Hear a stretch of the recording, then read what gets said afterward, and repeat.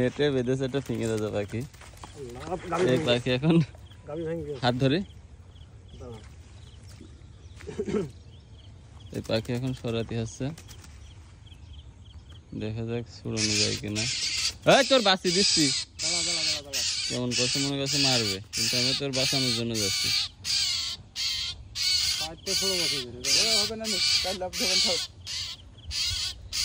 কি এক অবস্থা পেশি আছে, ওর তো বাঁচাতে চাচ্ছিলাম কিন্তু ও আরো কামড়ে দিতে যাচ্ছে, তাহলে কেমনে হবে? কামড়ে দিস না,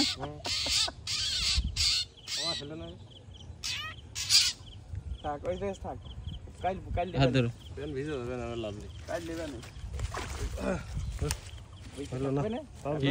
কি করা, কিছু করার নেই, নামতে গেলে ভিজে যাবে।